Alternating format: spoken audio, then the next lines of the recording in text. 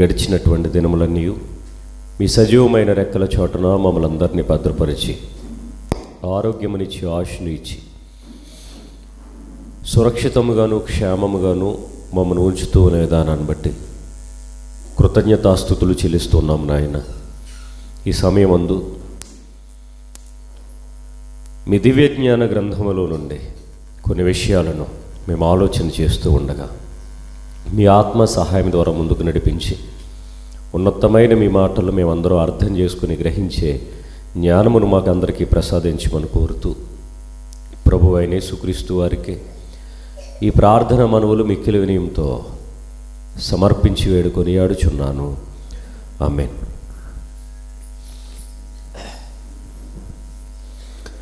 చేరువచ్చిన దేవుని పిల్లలైన మీ అందరికీ మనందరి ప్రభువును లోకరక్షకుడైన యేసుక్రీస్తు వారి ఘనమైన నామమున నా యొక్క శుభములు వందనములు తెలియజేస్తూ ఉన్నాను. దేవుడు మనలను ప్రేమించి మనందరికీ ఆరోగ్యమునిచ్చి ఆయుష్ని ఇచ్చి సజీవుల లెక్కలలో మనలను ఉంచి ప్రతి క్షణము మనలను కాపాడుతూ ఉన్న విధానమును బట్టి ఘనుడైన దేవుని ఘనమైన నామమునికి మహిమ కలుగునుగాక. ఆమేన్. మత్తయి సువార్త ధ్యానం 13వ అధ్యాయము 50 వచనాల యొక్క వివరణ మనం విన్నాం. 50వ వచనం వరకు వివరణ మనం విన్నాం. 51 నుంచి మరికొన్ని వాక్యాలను ఈరోజు మనం నేర్చుకునేటటువంటి ప్రయత్నం చేద్దాం. వీటన్నిటినీ మీరు గ్రహించితిరా అని వారిని అడుగగా వారు గ్రహించితిమనిరి. ఈ సందర్భంలో ఎవరు మాట్లాడుతున్నారు, ఎవరితో మాట్లాడుతున్నారని మనం ఆలోచించినప్పుడు వీటన్నిటినీ మీరు గ్రహించితిరా అని వారిని అడుగగా, ఎవరు అడిగారు? యేసు ప్రభు వారు అడిగారు. ఎవరిని అడిగారు? తన శిష్యులను అడిగారు. వీటన్నిటినీ మీరు గ్రహించారా అని. అప్పుడు వాళ్ళ సమాధానం ఏం చెప్పారు? గ్రహించితిమి అని చెప్పారు. గ్రహించితిమి. ఇక్కడ ఇదే ప్రశ్న సుమారుగా మత్తయి సువార్త 13వ అధ్యాయంలో నుండి చాలా భాగాలు మనం విన్నాం. ఈ భాగాలన్నిటినీ మీరు గ్రహించితిరా అనేటటువంటి ప్రశ్న మిమ్మల్ని అడిగితే మీ నుండి వచ్చే సమాధానం ఏంటి? మీ నుండి వచ్చేటటువంటి సమాధానం ఏంటి? గ్రహించారా లేదా? నిజంగానే గ్రహించారా? అసలు మత్తయి సువార్త ఎంత ఇంపార్టెంట్ అంటే అసలు క్రైస్తవులు ఎవరికి తెలియదండి. మత్తయి సువార్త 13వ అధ్యాయము ఎంత అవసరమో. ఇందులో నుండి మనం విత్తువాని గూర్చిన ఉపమానం నేర్చుకున్నాం. ఆ విత్తనాలను గూర్చినటువంటి భావాన్ని నేర్చుకున్నాం. లోకం పుట్టినది మొదలుకొని మరుగు చేయబడిన సంగతులు నేర్చుకున్నాం. మంచి ముత్యాల గురించి నేర్చుకున్నాం.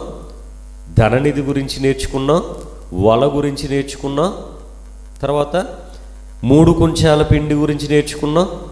ఎన్ని అంశాలండి బాబు! ఈ ప్రజలు పెదవులతో నన్ను కనపరుస్తారు కానీ హృదయం మాత్రం నాకు దూరంగా ఉందని అదొక అంశం.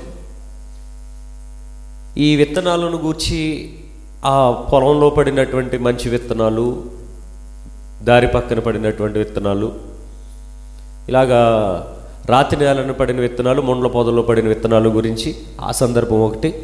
ఎన్ని అంశాలు నేర్చుకున్నాం మనం. అవునండి. అంటే ఈ 13వ అధ్యాయము చాలా విలువైన సంగతులు, ఎప్పుడు వినని సంగతులు, ఎవరు చెప్పని సంగతులు, అసలు మానవుని ఆలోచనకు మానవుని జ్ఞానానికి అందనటువంటి సంగతులను మనం విన్నాం.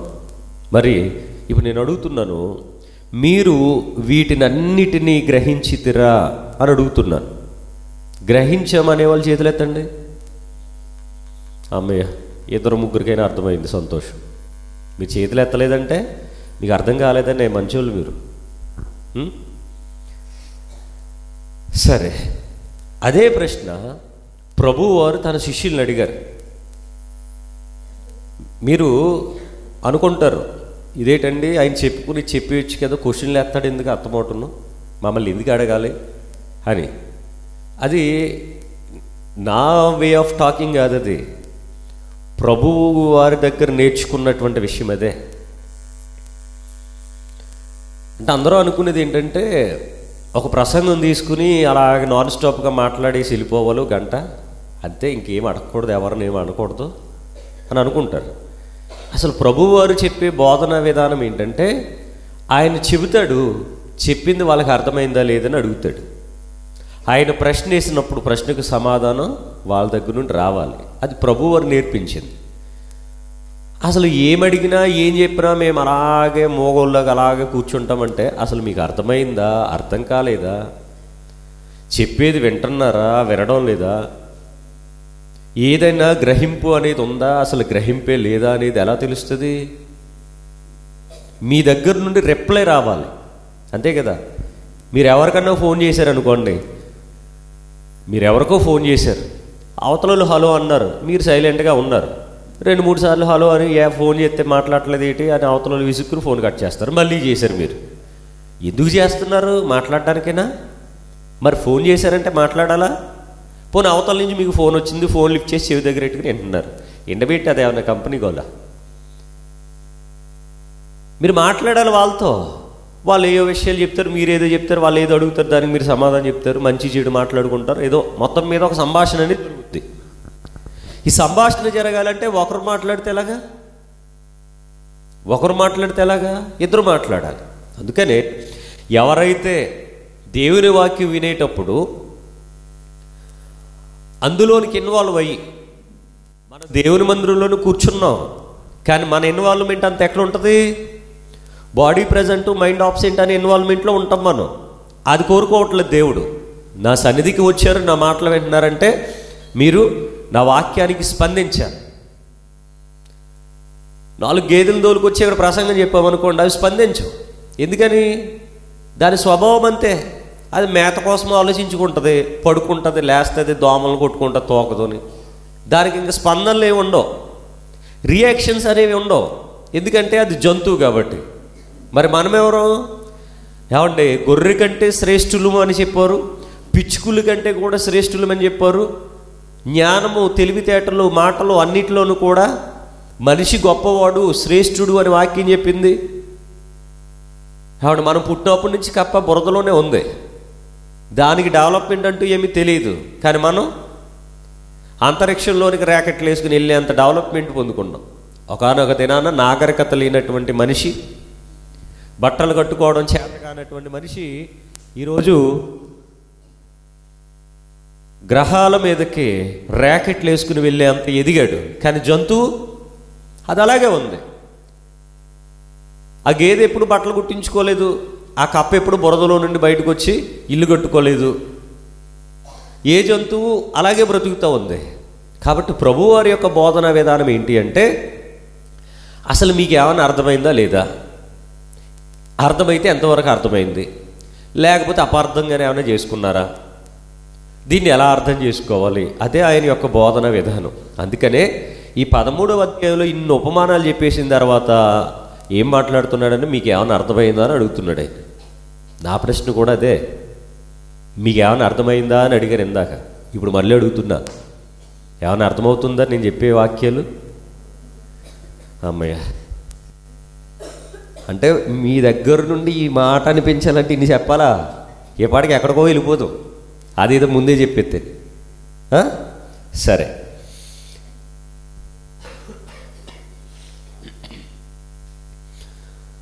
ఇక్కడ 52వ వచనంలో ఆయన అందువలన అంటే ఎందువలన? వాళ్ళకి అర్థమైందని చెప్పిన సమాధానాన్ని బట్టి. ఒకవేళ అర్థం కాకపోయినా అర్థమైందని ఇలా ఊపారు అనుకోండి, ఆయనకి తెలిసిపోద్ది. ఆయన ఎలాంటి అసలు అక్కడెక్కడో ఉన్నాడట, ఆడు మనసులో ఏదో ఆలోచించుకున్నాడట, అది కూడా చెప్తున్నాడు ఆయన. అరే నువ్వు అక్కడ కూర్చుని అది ఆలోచిస్తున్నావు కదరా అని. అంటే హృదయాంతరంగా ఎరిగినటువంటి వాడు కదా. వీళ్ళకి అర్థం కాకపోయినా ఇలాగెలా ఊపేసి నాకు అర్థమైపోయింది అన్నారు అనుకోండి, అప్పుడు అయితే ఏమర్థమైందో చెప్పన్నాడు అనుకోండి, ఏం చెప్తారు? చాలా కష్టం అప్పుడు. కాబట్టి వీళ్ళకి ఏదైతే అర్థమైందో, వాళ్ళకి అర్థమైందో లేదో ఆయనకి తెలుసులేండి, ఏదైతే అర్థమైందో అందువలన అంటే వాళ్ళకి అర్థమైన దానిని బట్టి ఆయన మాట్లాడుతూ ఉన్నారు. ఏమని? పరలోక రాజ్యములో శిష్యుడిగా చేరిన ప్రతి శాస్త్రియు తన ధననిధిలో నుండి క్రొత్త పదార్థములను పాత పదార్థములను వెలుపలికి తెచ్చు ఇంటి యజమానిని పోలి ఉన్నాడని వారితో చెప్పాను. ఇంతకుముందేమో పరలోక రాజ్యాన్ని పోల్చి చెప్పాడు. అన్నీ కూడా అది విత్తనం అన్నారు, ముత్యము అన్నారు, ఇలాగన్నీ కూడా పోలికలు చెప్పారు. వాళ్ళన్నారు, ఇలాగా అన్నీ కూడా పోలికలు చెప్పారు పరలోక రాజ్యాన్ని గురించి. ఈవిడు పరలోక రాజ్యాన్ని గూర్చినటువంటి పోలిక చెప్పడం లేదు. ఆయన ఎవరి గురించి చెప్తా ఉన్నాడు? పరలోక రాజ్యంలో శిష్యుడిగా చేరిన శాస్త్రి గురించి చెప్తూ ఉన్నాడు. శాస్త్రి ఎవరి శాస్త్రి? ధర్మశాస్త్రోపదేశకుడు. నెంబర్ 1, శాస్త్రాలు ఎరిగినటువంటి వాడు. నెంబర్ 2, మేమే జ్ఞానవంతులము అనుకునేటటువంటి వారు. ఇలాగా అంటే మొత్తానికి ఇజ్రాయేలీలకు సంబంధించి, దేవాలయానికి సంబంధించి, యెరూషలేం టెంపుల్ ఆ దేవాలయానికి సంబంధించి అక్కడ ఎవరైతే యాజకులుగాను లేక అర్చకులుగాను పూజారులుగాను వాళ్ళు ఎవరైతే వారి యొక్క కార్యనిర్వహణ జరిగిస్తూ ఉంటారో వాళ్ళు అందులో వాళ్ళు బలులు అర్పించే వాళ్ళ, ధూపం అర్పించే వాళ్ళ, ధర్మశాస్త్రాన్ని ఉపదేశించేటటువంటి వారా, ఆ మందిరంలో యాజక ధర్మాన్ని చేసేవారా, వాళ్ళు ఎవరైనా సరే కావండి. ఇక్కడ పరలోక రాజ్యంలో శిష్యుడిగా చేరాడట. శిష్యుడిగా చేరిన ప్రతి శాస్త్రి కూడా తన ధననిధిలో నుండి, ధననిధి మనందరికీ బ్యాంక్ అకౌంట్లు ఉంటాయి కావండి. ఎప్పుడో చాలామందికి ఇది వరకు బ్యాంక్ అకౌంట్లు ఉండేవి కాదు, కొంతమంది మాత్రమే. స్టూడెంట్స్కి స్కాలర్షిప్ కోసం స్టూడెంట్స్ తీసుకునేవారు, ఎంప్లాయీస్ ఏమో శాలరీ కోసం ఎంప్లాయీస్ తీసుకునేవారు, మిగిలిన వాళ్ళకి బ్యాంక్ అకౌంట్లు ఉండేవి కాదు. అయితే ప్రధానమంత్రి జనధన యోజన పథకం అని 0 అకౌంట్లని పెట్టారు. ఎందుకు? ఒకవేళ ఉపాధి పని చేస్తే ఆ ఉపాధి పని డబ్బులు మీకు చేతికేమో అవి మీ అకౌంట్లో పడతాయి. అదేవిధంగా ఉపాధి పనే కాదు, వాటికి సంబంధించి దేనికి రేషన్కి సంబంధించి కూడా అందులోనే పడతాయి అని, గ్యాస్కి సంబంధించినటువంటి అమౌంట్ కూడా అందులోనే పడుతుంది. గవర్నమెంట్కి సంబంధించి మీరు ఏదైనా లోన్ తీసుకుంటే ఆ అకౌంట్లోనే పడుతుంది. ఇలాగా అందరికీ అకౌంట్లు తీశారు. వాటిని కొంతమంది వాడుకుంటున్నారు, కొంతమంది వాడుకోవట్లేదు. మొత్తానికి అకౌంట్లు అయితే అందరికీ ఉన్నాయి. ఈ అకౌంట్ ఉన్నంత మాత్రాన డబ్బులు ఉంటాయి అందరికీ. చాలామందికి 0 అకౌంట్ 0 బ్యాలెన్స్లోనే ఉంటుంది. ఇప్పుడు అందులో వాళ్ళు ఒక డబ్బులు వేయరు, గవర్నమెంట్ వేయదు, వీళ్ళు వేయరు, ఆ అకౌంట్ అలాగే ఉంటుంది. అంటే ఆ అకౌంట్ ఒకప్పుడు మనుషులు ఎవరికి అంటే చాలామందికి అకౌంట్లు ఉండేవి కాదు. తర్వాత గవర్నమెంటే ఈ అకౌంట్ తీసుకోమని చెప్పింది. దానికి ఫ్రీ ఆఫ్ కాస్ట్ అని కూడా చెప్పారు, కాబట్టి అందరూ తీసుకున్నారు. అకౌంట్ తీసుకున్నంత మాత్రాన అకౌంట్లో డబ్బులు ఉంటాయా? ఉండవు. ఉండాలని రూల్ కూడా లేదు. అలాగా ఇక్కడ ప్రతి ఒక్కరికి కూడా ఒక ధననిధి అనేది ఒకటి ఉంటుంది. ఆత్మీయ జీవితానికి సంబంధించి మీ అందరికీ కూడా మీ ఇంటర్నల్గా ధననిధి అనేది ఒకటి ఉంటుంది. ఏంటి ఇంటర్నల్గా ఉండేటటువంటి ధననిధి? మీరు ఈరోజు వాక్యం వింటారు. ఈ వాక్యం మీ హృదయంలో కొంతవరకు భద్రం చేసుకుంటారు. అలాగే మొన్నటి వారం విన్నారు, అంతకుముందు విన్నారు. ఈ సంఘానికి సంబంధించి ఎన్ని కార్యక్రమాలు జరుగుతున్నాయో అందులో పార్టిసిపేట్ చేసిన వాళ్ళు అక్కడ ఉన్నటువంటి వాక్యాన్ని వింటారు. ఎప్పటి నుంచో వింటున్నారు. అయితే వినినటువంటి వాక్యం అంతా అందులో స్టోరేజ్ అయిపోయి ఉంటుందా? కొంతవరకు మాత్రమే. అందులో కొన్నేమో కొత్త సంగతులు ఉంటాయి, కొన్నేమో పాత సంగతులు కూడా ఉంటాయి. కొంతమందికి మొత్తానికి 0 బ్యాలెన్స్ ఉండొచ్చు. మొత్తానికి 0 బ్యాలెన్స్ కూడా ఉండొచ్చు. ఉంటుందా? ఏంటి 0 బ్యాలెన్స్ అంటేని? ఫ్లాగ్ తీసి మళ్ళీ పెట్టలేదు. ఏడు జీరో బ్యాలెన్స్ అంటే ఎన్ని విన్నా మరలా ఎంత అవసరం మనకి. అక్కడ ఏదో జరిగిపోతుందని అలాగే చూసేస్తున్నారు. ఏం జరుగుతుందని చూస్తున్నారు. ఇక్కడ నేను చెప్తున్నాగా బిగిసిపోయి మరి చూసేస్తారు. ఎందుకు అది అంటే అందులో కరెంటు పారిపోదాం అనుకుంటారేంటి? సూచక్రియలు అద్భుతాలు జరుగుతున్నాయి గోల్లో. కానీ చాలామందికి చెప్పినటువంటి వాక్యం అంటే ఏదైతే వింటామో అది గుర్తుండదు. వస్తాం, అటెండెన్స్ వేయించుకుంటాం, చక్కగా ప్రభు బల్ల ఇస్తారు ప్రతి ఆదివారం, తీసుకుంటాం, వెళ్తాం. ఏం గుర్తుంటుంది మనకి? ఆదివారం ఆరాధనకు వచ్చి ప్రభు బల్ల తీసుకోవాలనేది గుర్తుంటుంది తప్ప ఇక మళ్ళీ వాక్యం వినాలి, వాక్యానుసారంగా జీవించాలి, ఈ మధ్యలో ఎన్ని రోజులు జరిగినా మనకు సంబంధం ఉండదు.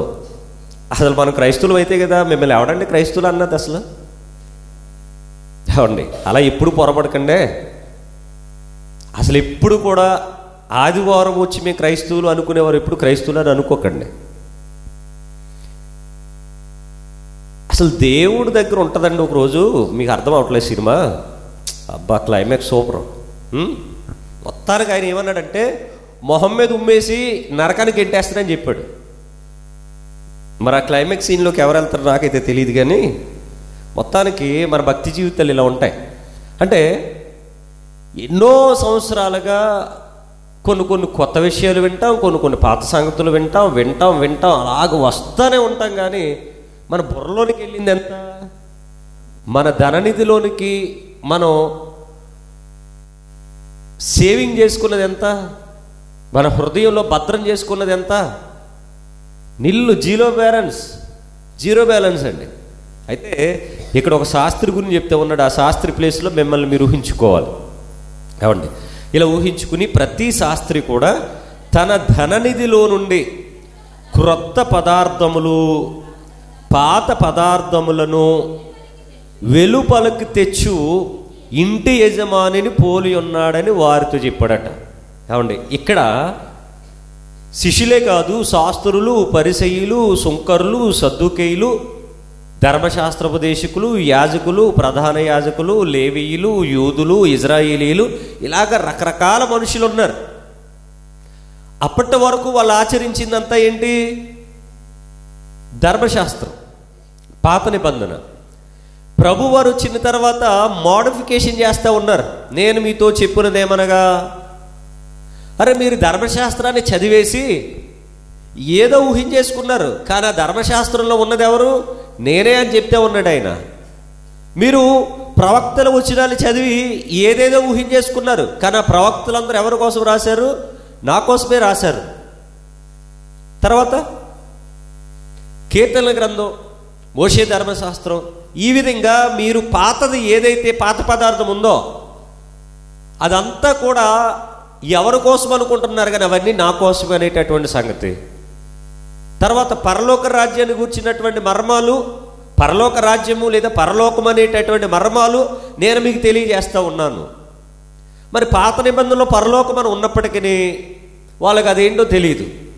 పోనీ మనకు తెలిసిందా? క్రైస్తవులకి తెలియలేదు. నేను వచ్చిన వాళ్ళకి తెలుస్తుంది పరలోకం అంటే ఏంటి అనేది. నిన్న సెమినార్కి వచ్చిన వాళ్ళకి తెలుస్తుంది. వీడియో పెడదాం, కంగారేం లేదులేండి. అవునండి. అంటే పాత పదార్థాలు ఉన్నాయి వాళ్ళ దగ్గర. యేసు ప్రభు వారు చెప్తూ వాళ్ళని మోటివ్ చేస్తూ వాళ్ళకి చాలా కొత్త సంగతులు చెప్పినటువంటి కొత్త పదార్థాలు కూడా ఉన్నాయి. మరి వీళ్ళు దేనిని ఆచరించాలి, దేనిని అవలంబించాలి, ఎలాగ నడుచుకోవాలి అంటే పాతదాన్ని పట్టుకున్నారు తప్ప ప్రభువు చెప్పినటువంటి విషయాలను వాళ్ళు గ్రహించుకోలేకపోతూ ఉన్నారు. ఏమండి? పాత పద్ధతులు, పాత అలవాట్లు, మనుషులు కల్పించినటువంటి పద్ధతులు, దైవోపదేశాలని, ఏమండి, ఇలాగా వాటిని పట్టుకునే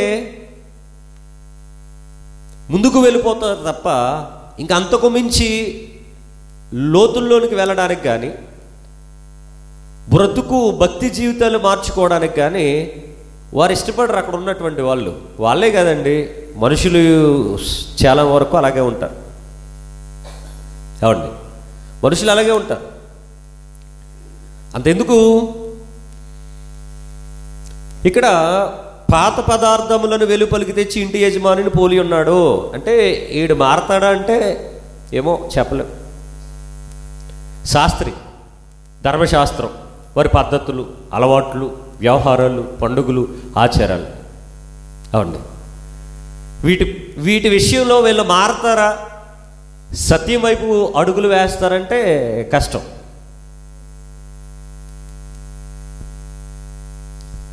అంటే ఒక వ్యక్తి ఒక పద్ధతికి అలవాటు అయిపోయాడు, ఒకవేళ అది కరెక్ట్ కాదని తెలిసినా సరే దాన్ని వదులుకోవడానికి మనిషి ఇష్టపడ్డు. ఇప్పుడు చూడండి, చాలామందిని మనం చూస్తాం, వాళ్ళకు కొన్ని ఏదో బ్యాడ్ హ్యాబిట్స్ ఉంటాయి.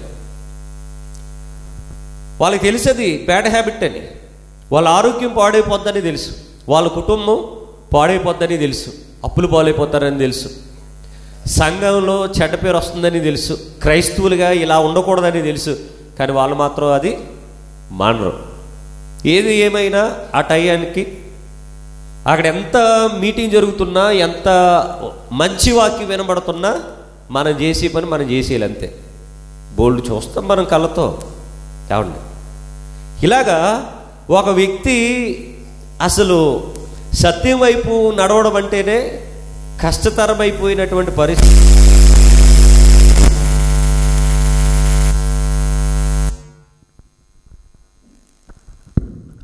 కష్టతరమైనటువంటి పరిస్థితులు ఈరోజు కోకొల్లలుగా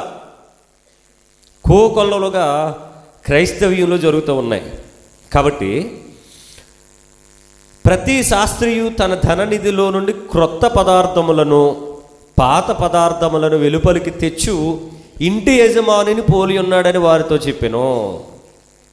అంటే మార్చుకోవాలా అంటే ఖచ్చితంగా మార్చుకోవాలి. అవండి,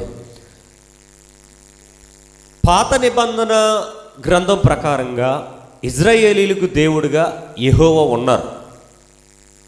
వారికి ఆయన పేరు యెహోవా అని తెలిసేది జ్ఞాపకార్థనామం అయినప్పటికీ వాళ్ళ ప్రార్థన ఆ నామంలోనే చేశారు, బలులు ఆ నామంలోనే ఇచ్చారు, యాజకత్వం ఆ నామంలోనే చేశారు. అంతా కూడా యెహోవా అంట గడిచిపోయింది. ఇప్పుడు కూడా యెహోవా పేరటే చేయాలా అన్నీ అంటే ఇప్పుడు అవసరమా? యెహోవా పేరటే చేయాల్సిన అవసరం ఏముంది? ఇప్పుడు యెహోవా లేరుగా, ఇప్పుడు యెహోవా లేరు, అది పాతదది. అప్పుడున్నటువంటి యెహోవా ఇప్పుడు లేరు. ఆయన ఇప్పుడు ఎలా ఉన్నారు? యేసుగా మారిపోయారు. ఆయన ఈ లోకానికి వచ్చేశారు. నేను మీ మధ్య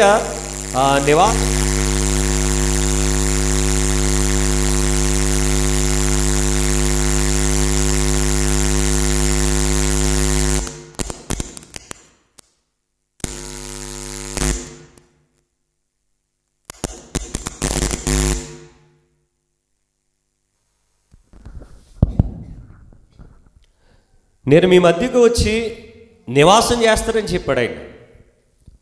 మరి ఆయన వచ్చాడా ఈ లోకానికి? రాలేదా? నివాసం ఉన్నాడా లేదా? లేకపోతే ఎప్పుడొకప్పుడు వస్తాడని ఆలోచించాలి. అలాగ ఆలోచించినప్పుడు కొన్ని వాక్యాలను బట్టి ఏమర్థమైంది అంటే ఆయన వచ్చేసాడని, శరీరాన్ని ధరించుకున్నాడని, ఆయన ఈ లోకానికి వచ్చిన తర్వాత ఆయన పేరు యేసు అని, మరలా ఈ లోకాన్ని విడిచిపెట్టి ఆయన మరలా పరలోకానికి వెళ్ళిపోయాడని, మరలా రెండవ రాకడలో వస్తారని, అప్పుడు తీర్పు అనేది జరుగుతుందని ఇవన్నీ తెలుసు. ఒకానొక దినాన ఇజ్రాయేలీలు యెహోవాను ఆరాధిస్తూ పాత నిబంధన ధర్మశాస్త్ర ప్రకారంగా అంతా యెహోవా అంటేనే వాళ్ళ యొక్క భక్తి జీవితం కొనసాగింది. ఇప్పుడు ఆ యెహోవా లేరిక యేసుగా మారిపోయారు. ఇప్పుడు కేవలం ఇజ్రాయేలీలకు మాత్రమే కాదు, ఆయన సర్వ మానవాళికి దేవుడుగాను సర్వలోకానికి రక్షకుడుగానే ఉన్నాడు. ఇప్పుడు ప్రార్థన ఎవరికి చేయాలి? యేసుకు చేయాలి. ఆరాధన యేసుకు చేయాలి. స్తుతులు స్తోత్రాలు ఏదైనా సరే యేసుక్రీస్తు వారికే. ఒక చోట కూడుకున్న ఆ కూడిక యేసుక్రీస్తు వారి నామం మహిమార్థమే జరగాలి. సంఘానికి పేరు కూడా యేసుక్రీస్తు పేరే పెట్టుకోవాలి. ఇలాగ ప్రతిదీ కూడా యేసుక్రీస్తు అయిపోయిన తర్వాత ఇప్పుడు కూడా మరలా చాలామంది ఇంకా యెహోవా అనే పదాన్ని కానీ యెహోవా అనేటటువంటి సంబోధన కానీ దానిని విడిచిపెడతా ఉన్నారా అంటే విడిచిపెట్టట్లేదు. ఏం చెప్తున్నారు మరలా? ఇదిగోనండి ఇక్కడ రాసింది కదా, బైబిల్లో రాసింది కదా అంటే రాశారు. ఎందుకు? చరిత్ర తెలియడానికి రాశారు తప్ప ఇప్పుడు యెహోవాను నమ్ముకోమని రాయలేదు నీకు. అసలు బైబిల్లో రాసినవన్నీ నిన్ను చేసేయమనా ఏంటి? చరిత్ర రాశారు అందులో. భక్తులు వీళ్ళు ఎలా ఉన్నారు, వీళ్ళు తప్పు చేస్తే వాళ్ళ పరిస్థితి ఎలా మారిపోయింది, దేవునికి ఇష్టలుగా ఉంటే వాళ్ళు ఎలా ఉన్నారు అనే తప్ప ఏదో దావీదు అలా చేశాడు నిన్ను అలా చేసేమనా, లేకపోతే యోధ అలా చేశాడు నిన్ను కూడా అలా చేసేమనా? అలా కాదుగా. యోధ ప్రభువును అప్పగించాడు, ఇస్కరియోతు యోధ. మరి మనం కూడా యేసు ప్రభుకు నమ్మక ద్రోహం చేయమని రాశాడేంటి ఆయన? కాదు కదా. యోధ చేసినటువంటి తప్పుకి అతను సూసైడ్ చేసుకుని చచ్చిపోయాడు. ఇప్పుడు మనుషులందరినీ కూడా సూసైడ్ చేసుకుని చచ్చిపోమని రాయించాడా ఏంటి దేవుడు? అలా కాదుగా. నోవహు గారి కాలంలో సువార్త ప్రకటింపబడింది, జనాలు వినలేదు, అప్పుడు జలప్రలయం వచ్చింది, చాలామంది చచ్చిపోయారు. ఇప్పుడు కూడా అలా జరుగుద్దా? అలా జరగదు కదా. అంటే మరి బైబిల్లో దేవుడు రాయించాడు కదా, ఇదిగో ఇక్కడ యెహోవా దేవుడు అని ఉంది కదా, ఇప్పుడు నేను యెహోవానే దేవుడు అంటానంటే కుదరదు. కాలము సమయాన్ని బట్టి మనం ఆలోచించాలి. ఈ కాలంలో ఎవరికి ఏంటి సంగతి అని. కావండి అసలు ఇప్పుడు ఈ పదాలు కనుక కొంతమంది వింటున్నారు, షేక్ అయిపోతున్నారు, కంగారు వచ్చేస్తున్నారు. అయ్యి బాబు యెహోవాని లీడ్ అంటున్నాడేంటి, యెహోవా లీడ్ అంటున్నాడేంటి, యెహోవా దేవుడు కదా అంటున్నాడేంటి అని కొంతమందికి షేక్ అయిపోతున్నారు. యూట్యూబ్లో చూస్తారండి ప్రసంగాలు, వాళ్ళ కంగారు వచ్చేస్తుంది. కావండి ఇంకా విచిత్రం ఏంటంటే యేసుక్రీస్తు ఒక్కడే దేవుడు అనేవారు కూడా యెహోవాను వదులుకోలేకపోతున్నారు. వాళ్ళ కంగారు వాళ్ళదే. అంటే అసలు ఒక మనిషి తన పాత జీవితాన్ని, పాత అలవాట్లను, పాత పద్ధతులను ఏం చేసుకోలేకపోతున్నాడు? వదులుకోలేకపోతున్నాడు. ఏమండి పోనీ మనం వదులుకుంటామా? మనం వదులుకో. ఏమండి చర్చ్ డెవలప్మెంట్ కోసం నేను ఒక ఐడియా చెప్పాను. ఏంటంటే ప్రతి సంవత్సరం జనవరి 1వ తారీఖున కృతజ్ఞత కూడిక పెట్టుకుందాం, భోజనాలు మానేద్దాం. ఎందుకంటే డిసెంబర్ నెల వస్తే ప్రతిరోజు చికెన్ బిర్యానీలు ఎలాగో తింటాం. భోజనాలు మానేద్దాం, డబ్బులు వేసుకుందాం. సుమారుగా ఒక 30 నుంచి 40 వేలు వస్తాయి. ఒక 2-3 సంవత్సరాలు మానేస్తే చర్చికి సంబంధించి చాలా వర్కులు ఫినిష్ అయిపోతాయి. ఆ తర్వాత భోజనాల సంగతి ఆలోచిద్దాం. ఒకవేళ అంతకీ భోజనాలు అంటే కనుక ప్రతి నెల సెమినార్ ఉంటుంది మనకి, తక్కువ ఖర్చు, ఒక 5,000-6,000తో అయిపోద్ది. ఎందుకంటే చర్చ్ మెంబర్స్ అంతే కాబట్టి ఆ అమౌంట్ సరిపోద్ది. అదే జనవరి 1వ తారీఖున ఏర్పాటు చేస్తే 30,000 నుంచి 40,000 ఖర్చు అవుద్ది. ఈ ఐడియా ఎంతమందికి నచ్చింది? ఎవరికి నచ్చలేదు. ప్రతి సంవత్సరం మీటింగ్ జరుగుద్ది, మార్చుకునే విషయాలు, మార్పు చెందాల్సిన విషయాలు, పద్ధతులు కోసం ఏదో ఒకటి మాట్లాడతాను, దాని విషయంలో మరలా వెనకాల రచ్చ మొదలెడతారు. అసలు ఎవరిని ఉద్దేశించి మాట్లాడకపోయినా, అది వ్యక్తిగత విషయాలు కాకపోయినా మరలా ఏదో ఒకలాగా లాక్కొస్తారు. అంటే మనిషి ఆ పద్ధతి అది కరెక్ట్ కాదని తెలిసినా సరే దాన్ని వదులుకోడు. భోజనమే కదండి, ఈ భోజనాన్ని స్కిప్ చేసుకుని మంచిగా మీటింగు ఒక 10,000 రూపాయలతో ఒక మంచిగా మీటింగ్ ఏర్పాటు చేసేసుకుని ఆ మిగిలినటువంటి అమౌంట్ 30,000తో చర్చ్ డెవలప్మెంట్ కోసం వాడితే ఎంత బాగుంటుంది?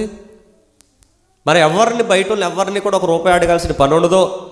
మనం ఎలా తయారయ్యామంటే, ఏమండి పైనుంచి దేవుడు వేసేస్తాడట, అప్పుడు దాకా అలా చూస్తారట చెంగులు పట్టుకుని, ఎదిగేస్తాడండి.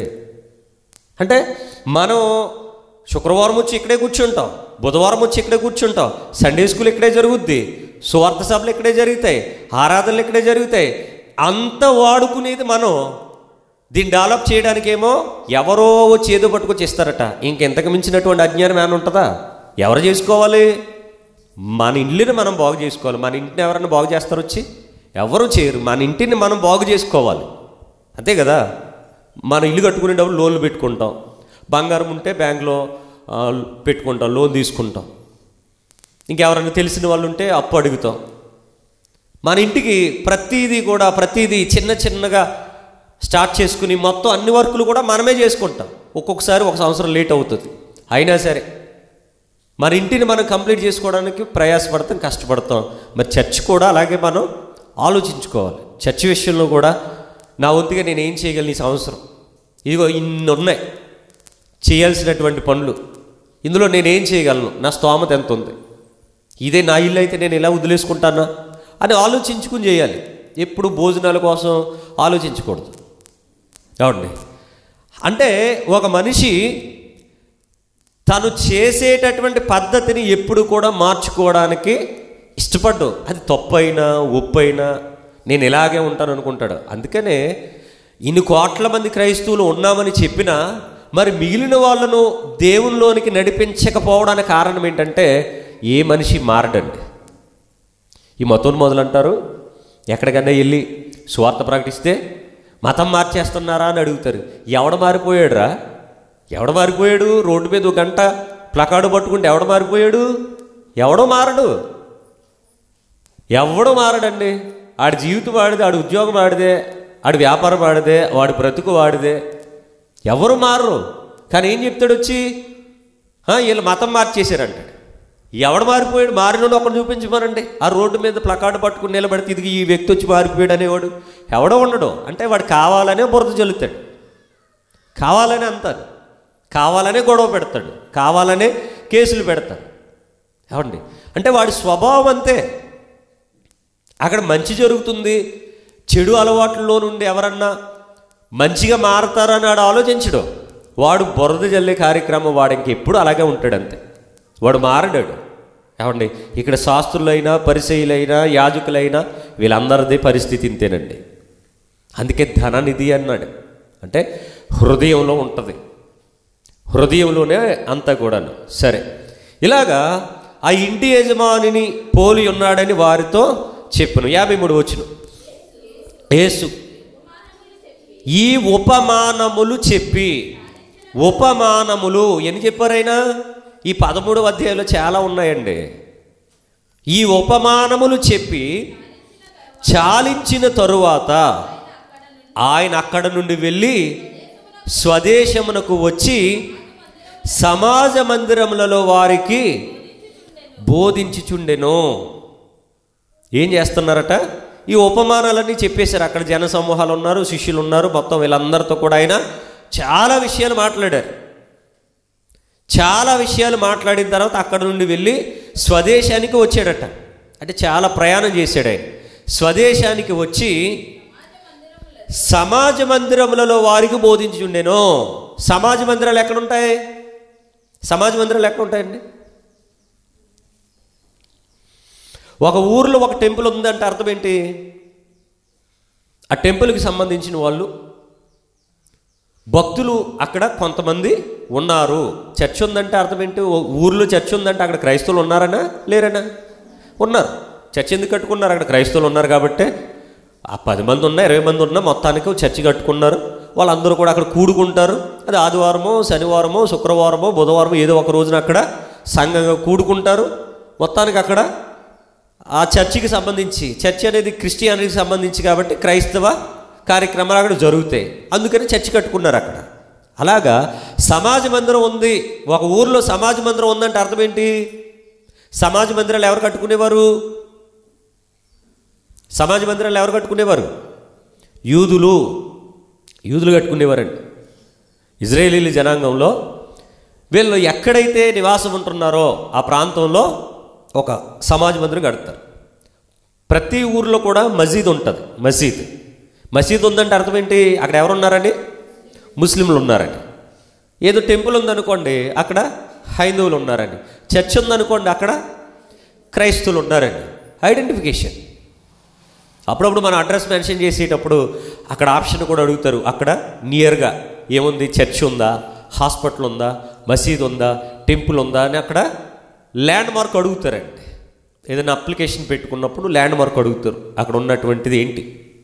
అవి ఉన్నాయంటే ఆ చుట్టుపక్కల ఐడెంటిఫికేషన్ మార్క్. ఎవరికైనా అడ్రస్ చెప్పాలనుకోండి, పలానా చర్చ్ అని అడగండి, ఎవరన్నా చెప్తారంటాం కదా ఈజీగా. నేను కూడా అడ్రస్ అడిగితే కమ్యూనిటీ లూథరన్ చర్చ్ పక్కన అని చెప్తాం. అంటే ఈజీగా అర్థమైపోద్ది. కొత్తపేట లూథరన్ చర్చ్ అంటే ఈజీగా అర్థమైపోద్ది. ఎందుకంటే అక్కడ 10 ఉండవు, ఇంకా ఒకటే ఉంటుంది. అది ఐడెంటిఫికేషన్ మార్క్ అంటారు, ల్యాండ్ మార్క్ అంటారు. ఇక్కడ ప్రభువారు స్వదేశానికి వచ్చి సమాజ మందిరములలో వారికి బోధించుచుండెను. సమాజ మందిరాల్లో బోధిస్తున్నారట. సమాజ మందిరాలు ఎవరు కట్టుకుంటారని చెప్పాను? యూదులు, అంటే ఇజ్రాయేలీలకు సంబంధించి యూదులు కట్టుకుంటారు. అక్కడ ఉండేది తోరా అంటే ధర్మశాస్త్రం. తోరా అంటే ధర్మశాస్త్రం. సమాజ మందిరంలో ధర్మశాస్త్రం, యాజకులు, లేవీయులు, యూదులు, మొత్తానికి వీళ్ళ కల్చర్ అనేది అక్కడ ఉంటుంది. రైట్. ప్రభు వారు వెళ్ళి వారి యొక్క సమాజ మందిరంలో వారికి బోధించుచుండెను. అందువలన అదేంటి మెసేజ్ చెప్తే వీళ్ళు ఏమయ్యారట? ఆశ్చర్యకార్యాలు చేశాడు ఆయన. ఏమన్నా అక్కడ అద్భుతాలు ఏమైనా చేశాడా?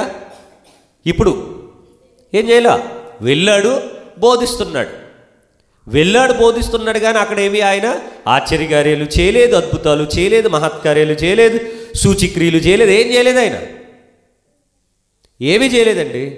వెళ్ళి వారికి బోధిస్తూ ఉన్నాడు. ఆయన బోధిస్తూ ఉంటే వారు ఆశ్చర్యపడ్డారట. వారు ఆశ్చర్యపడి ఏమంటున్నారు? ఈ జ్ఞానమును, ఈ అద్భుతములను ఇతనికి ఎక్కడ నుండి వచ్చినవి? ప్రశ్న. ఏం ప్రశ్న ఇది? ఈ జ్ఞానమును, ఈ అద్భుతములను ఇతనికి ఎక్కడ నుండి వచ్చినవి? ఎక్కడి నుండి వచ్చాయంటారు? ఏమి వచ్చాయట? ఈ జ్ఞానము, ఈ అద్భుతములను ఇతనికి ఎక్కడ నుండి వచ్చినవి? ఈయన గురించి అందరికీ తెలిసిందట.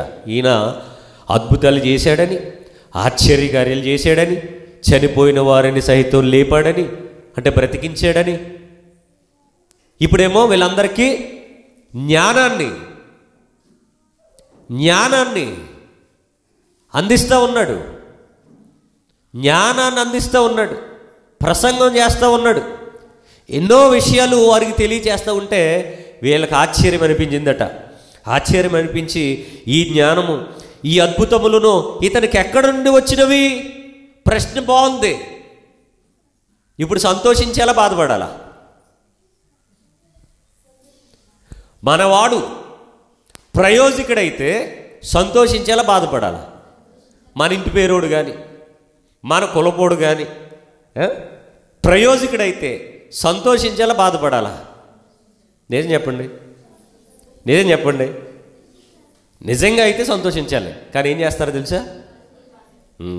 తొక్కేస్తారు. మనవాడు ప్రయోజకుడైతే మనకు మనశ్శాంతి ఉండదు. మనవాడు గొప్పోడైతే మనకు నిద్ర పట్టదు. మనవాడు బాగా ధనాన్ని సంపాదిస్తే అసలు మనకి డైజెషన్ కూడా అవదు. ఇదేంటండి మానవ నైజం? అసలు మనిషి ఏం ఆలోచించాలి తెలుసా?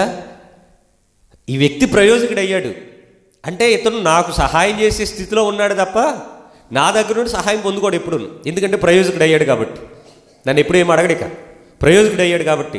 ప్లస్ ఇతను ప్రయోజకుడు అయ్యాడంటే ఇతని వలన చాలామందికి చాలా రకాల ఉపయోగాలు ఉంటాయి. అవును కదా? ఒక వ్యక్తి డాక్టర్ అయ్యాడండి. ఇప్పుడు డాక్టర్కి మీరేం చేయక్కర్లేదు.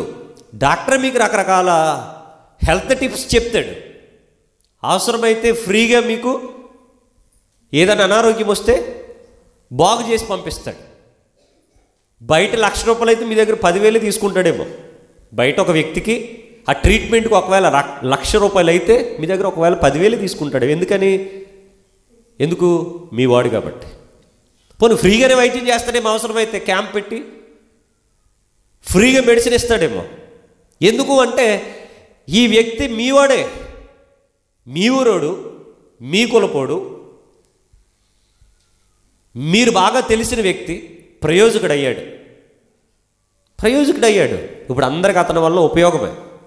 ఇప్పుడు అతను ప్రయోజకుడయ్యాడని మిగిలినందరూ కత్తి కట్టి, కక్ష కట్టి, ఏడ్చి, రోధించి ఇవన్నీ చేశారనుకోండి, ఎవరికి నష్టం? ఆయనకా? ఆయన ఎక్కడైనా బతుకుతాడు. అసలు ఈ ఊరులో పుట్టాడు, ఇక్కడ పెరిగాడు, ఇక్కడ బంధువులు ఉన్నారు కాబట్టి ఇక్కడ వాళ్ళకి ఏదో వైద్యం చేయాలని కాదు. ఆయన ఎక్కడికి వెళ్ళిపోయినా, ప్రపంచంలో ఎక్కడికి వెళ్ళిపోయినా ఆయన వైద్యానికి ఆయన సూపర్ నెంబర్ 1. ఎందుకంటే ఆయన డాక్టర్ కదా. అతనికి తిరిగే ఉండదు. కానీ పోయేది ఎవరు? ఎవరైతే ఆ వ్యక్తిని వదులుకుంటారో, ఎవరైతే ఆ వ్యక్తిని తక్కువ చేస్తారో, ఏమండి, ఇది ప్రతి రంగంలోనూ ఉందండి. ఒక వ్యక్తి పోలీస్ అయినా, ఒక వ్యక్తి కలెక్టర్ అయినా, ఒక వ్యక్తి ఎమ్మెల్యే అయినా, ఒక వ్యక్తి టీచర్ అయినా, ఒక వ్యక్తి డాక్టర్ అయినా, ఏమండి, ఏడ్చేవాళ్ళు బోల్డ్ మంది ఉంటారు. ఈ జాడ్యం అనేది క్రైస్తవ్యంలోనికి కూడా వచ్చి, ఏమండి, ఒక మంచి బోధ చేసే సేవకుడైనా సరే ఈరోజు ఏడ్చేవాళ్ళు బోల్డ్ మంది ఉన్నారు.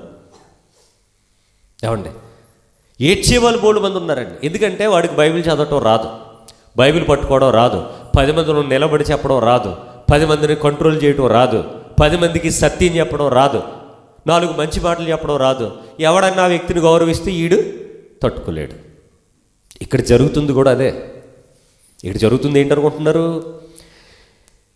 యేసుక్రీస్తు యూదుల కుటుంబంలోనే పుట్టాడు, శరీరాన్ని బట్టి.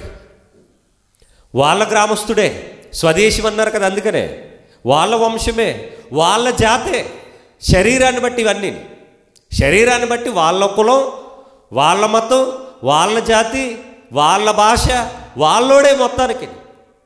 ఎవర్రైనంటే మావోడే, మా కులపోడే, మా మతమోడే, మా భాష మాట్లాడేవాడే. కానీ ఇప్పుడు ఏమయ్యాడు ఆయన? గొప్పోడుగా ఉన్నాడు. గొప్పోడుగా ఉండేసరికి వీళ్ళకి అక్కసు వచ్చింది. అదేంటి అక్కసు ఎందుకు రావాలి? అందరూ గౌరవిస్తున్నారనా? అందరూ ఆశ్చర్యపోతున్నారనా? ఏమండి, ఈ స్వభావం ఎంతమందిలో లేదు? బోల్డ్ మందిలో ఉందండి. ఏమండి, ప్రతిరోజు ఎవరొకరు ఎదురు చెప్తూ ఉంటారు. ఏమండి, విని నవ్వుకుంటా, మనుషులు కదా ఇలాగే ఉంటారు, వీళ్ళు మారరిక, వీళ్ళకి మారరు ఇంకంతే అనేసి. ఏమండి, బోల్డ్ విషయాలు తెలుస్తూ ఉంటాయి. వీళ్ళకి ఆశ్చర్యం అనిపించిందట, ఈ అద్భుతాలు ఇతనికి ఎక్కడి నుండి వచ్చాయి, ఈ జ్ఞానం ఇతనికి ఎక్కడిది అని ప్రశ్న వేసారు. బాగానే ఉంది. ఇప్పుడు ప్రశ్న వేసిన తర్వాత ఏమండి, ఆయన కలిగినటువంటి పేరు, ప్రఖ్యాతి, కీర్తి, ప్రతిష్టలకు భంగం వాటిల్లేటట్టుగా వీళ్ళు ఏమని మాట్లాడుతున్నారో చూద్దాం. వెంటనే బ్యాక్గ్రౌండ్కి వెళ్ళిపోయారు. ఇతను ఎవరు కొడుకు? వడ్రంగి పని చేసుకునేవాడు కొడుకీడు. ఏమండి, అంటే కోటీశ్వరుడు కొడుకైతే భుజాన్ని వేసుకుని తిరిగేస్తారు, పాలేరులు అయిపోతారు వీళ్ళందరూ. షూలు మోసేవాడు ఒకడు, చెప్పులు మోసేవాడు ఒకడు, కాఫీ టీలు మోసేవాడు ఒకడు, బండి మీద ఎక్కించుకుని తిప్పేవాడు ఒకడు, ఫ్రీగా డ్రైవర్గా మారిపోయేవాడు ఒకడు. ఎందుకని కోటీశ్వరుడు అయితే రథాన్ని నడిపేవాడు ఒకడు వస్తాడు, గుర్రాలకు మేత ఎట్టడానికి ఒకడు వస్తాడు. అందరూ బంధువులే కోటీశ్వరుడికి. పేదోడికైతే అందరూ శత్రువులుగా మారిపోతారు. ఆడెంత గొప్పోడు అయినండి, పేదోడే కనుక అనుకోండి. వడ్లవాని కుమారుడు అని వీళ్ళు మెన్షన్ చేయడానికి కారణం ఏంటి? తక్కువ అని చూపిస్తున్నారు. మరి వీళ్ళందరూ ఎవరంటే శాస్త్రులు, పరిచయలు కదా. మీసాలు గడ్డాలు పెంచి, ఏమంటే భుజాల వరకు జుట్టు పెంచి, పిలకలేసి, ముడులేసి, మడిగట్టుకుని, పూజలు, నోములు, వ్రతాలు, అది ఇది అని ఏమండి వాళ్ళ కండలు చూపిస్తూ, వాళ్ళ రంగు చూపిస్తూ, వాళ్ళ తెలివితేటలు చూపిస్తూ బ్రతికేటటువంటి జనాలు వీళ్ళు. యేసుక్రీస్తు వారి కోసం ఏం మాట్లాడుతున్నారు వీళ్ళు? వెంటనే వడ్లవాని కుమారుడురా, ఆ వడ్రంగి పని చేసుకునేవాడు కొడుకీడు, చీప్ చేస్తున్నారండి. ఏమంటే చాలామంది అదే చేస్తారు. ఎవరన్నా కనుక ఆ ప్రసంగం నచ్చి కానీ చెప్పారనుకోండి, ఆడా మాకు తెలిసిలే అంటారు. అంటే ఎదుటివారి వ్యక్తిలో ఉన్నటువంటి మంచి అభిప్రాయాన్ని తుడిచివేయాలి అంటే వెంటనే గురుగు విత్తేలు వచ్చి, గురుగులు ఎవరు విత్తుతారు? అపవాది. ఆ వ్యక్తి నీకు చెప్పిందేమో వాక్యమా, దాన్ని నువ్వు వినాలి, అంగీకరించాలి సత్యం అనుకుంటే, లేదా వదిలేయాలి. కానీ వెంటనే అతనా, ఇతనా, ఆమా, ఈమా అని వెంటనే మొదలెట్టావంటే అపవాది వచ్చి నీ లోపల వితేసింది వెంటనే. కాబట్టి ఇప్పుడు అతను ఎంత సత్యం చెప్పినా, ఎంత వాక్యం చెప్పినది నీ లోనికి వెళ్ళదు. ఏమండి, వడ్లవాని కుమారుడు కాడా? ఇతని తల్లి పేరు మరియ కాదా? మళ్ళీ ఇంకో ప్రశ్న, ఇతని తల్లి పేరు మరియ కాదా? అవునని తెలిసేళ్ళకి. కానీ ఎందుకు మెన్షన్ చేస్తున్నారు? మరియ మీద వీళ్ళకున్న అభిప్రాయం ఏంటో తెలుసా? వీళ్ళకున్న అభిప్రాయం ఏంటో తెలుసా? మంచి అభిప్రాయం అనుకుంటున్నారా? పెళ్లి కాకుండానే కొడుకును కన్నదంటే ఇది ఎంతమందో తిరిగిందిరని చెవులు కొరుక్కుంటున్నారు వీళ్ళు అనేసారు కూడా. యోహాను సువార్తకి వెళ్తే అన్నారా మాట, మేము వ్యభిచారం మందు పుట్టలేదురా అన్నారు. అంటే అర్థం ఏంటి?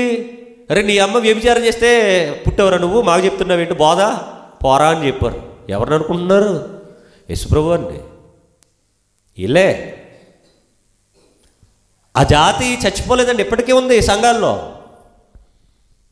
చూడండి, ఇతని తల్లి పేరు మరియ కాదా అంటే ఇతన్ని మొత్తానికి, యేసుప్రభు వారిని మొత్తానికి అవమానించడమే పనిగా పెట్టుకున్నారు. ఎందుకంటే వీళ్ళ కుటుంబాల్లో శాస్త్రులు పరిచయులు ఉన్నారు. వాళ్ళెవరూ కూడా ఈయనలా బోధించలేదట, ఈయనలాగా అద్భుతాలు చేయలేదట, సూచిక్రియలు రావట, మహత్కార్యాలు రావట, ఏమీ రాదు. మరి ఏం చేస్తారు వీళ్ళు? శుభ్రంగా తిని తాగి తొంగును దొల్లుతారు అంతే. ఈ శాస్త్రులు పరిచయాలండి. ఇలా ఎనంటోళ్ళు అనుకుంటున్నారు, పీకల దాకా తింటారు సొమ్ము, పీకల దాకా తాగుతారు, దొల్లుతారు. వీళ్ళకి ఆ ధర్మశాస్త్రం అంటే విధేయత లేదు, దేవుడు అంటే భయం భక్తి లేదు. పైకేం చెప్తారు వీళ్ళు? క్రైస్తవులు. వాళ్ళేమో ధర్మశాస్త్రము, లేవీలు, యూదులు అని వాళ్ళు చెప్పారు. ఇప్పుడున్న వాళ్ళేమో క్రైస్తవులు అని వీళ్ళు చెప్తారు. ఏమండి చూడండి, ఇప్పుడు ఉన్నటువంటి సంఘాల పరిస్థితి. ఇక్కడ ప్రభువారు 2000 సంవత్సరాల క్రితం ఆ యూదులను ఉద్దేశించి మాట్లాడినటువంటి సందర్భాలు రెండు ఒకేలా ఉన్నాయి, ఏ మార్పు లేదు. ఆ రోజు ఆ యూదులు ఎలా ఉన్నారో ఈరోజు ఈ క్రైస్తవులు కూడా అలాగే ఉన్నారు. అవును, ఇతని తల్లి పేరు మరియ కాదా? తర్వాత ఇంకా చెప్తా ఉన్నారు వీళ్ళు. యాకోబట, యోసేపట, సీమోను, యోదాను వారు ఇతని సోదరులు కారా అంటున్నారు. ఏమండి ఇప్పుడు కొంతమంది తెంగర బ్యాచీలు ఉన్నారు ఈ వాక్యాన్ని పట్టుకుని. ఏ వాక్యం? యాకోబట, యోసేపట, సీమోనట, యోధ అనేవారు ఇతనికి సోదరులు కారా అంటే యేసుని కరిగిన తర్వాత మరికి పిల్లలున్నారు అని. పిల్లలున్నారా? పిల్లలున్నారా? ఉంటారా? ఉండాలా? దేవుని నిర్ణయం అదేనా? దైవ నిర్ణయం అదేనా? అంటే మరి యోసేపులు అంటే మనలాగా సంసారం చేసిన వాళ్ళు అనుకుంటున్నారా? అలాగ మనలాగా సంసారం చేసి పిల్లల కంటే ధన్యురాలని ఆమెను, నీతిమంతుడని ఆయన్ను ఎందుకన్నారు? బైబిల్ ఎందుకు చెప్పింది వాళ్ళని? మరియా ధన్యురాలు అన్నారా? యోసేపు నీతిమంతుడు అన్నారా? మనలాగా పెళ్లి చేసుకుని పిల్లలకని సంసార జీవితాలు సాగించి మనలాగా బతికితే ఆమె ధన్యురాలు ఎందుకయింది, ఆయన నీతిమంతుడు ఎందుకయ్యాడు? అసలు ఆలోచన లేదండి. మరియను కన్న తర్వాతట, అదే మరియా యేసును కరిగిన తర్వాతట మరియ గారికి పిల్లలు ఉన్నారు. ఇదిగా నీ పేర్లు చెప్తే ఉన్నారు. ఏం చేయాలండి ఈ క్రైస్తవుల్ని? వీళ్ళు క్రైస్తవులు అనాలి? అసలు పెద్ద పెద్ద సేవకులు మరలా పెద్దోళ్ళండి. ఎందులో అంటే డబ్బులు పెద్దోళ్ళు, పేర్లు పెద్దోళ్ళు, కానీ వాక్యం దగ్గరికి వచ్చేసరికి జీరో నాలెడ్జ్. వీళ్ళు మెన్షన్ చేస్తున్నారు సోదరీమణులు, సహోదరులు అంటే వెంటనే పుట్టేసిన వాళ్ళేనా? ఆ తల్లిదండ్రులు పుట్టిన వాళ్ళేనా సోదరులు అంటే? వాళ్ళే వస్తారా? ఇంక వేరే అర్థాలు ఏమి లేవా? ఏమండి కనుక యాకోబు, యోసేపు, సీమోను, యోధాను వారు ఇతని సోదరులు కారా అన్నారు. ఇతని సోదరీమణులందరూ మనతోనే ఉన్నారు కారా? సోదరీమణులట, తమ్ముళ్ళే కాదట. ఎవరున్నారట? చెల్లెలు కూడా ఉన్నారట. అబ్బా, మరి వాళ్ళ పేర్లు ఎందుకు చెప్పలేదో మర్చిపోయినట్టున్నారు.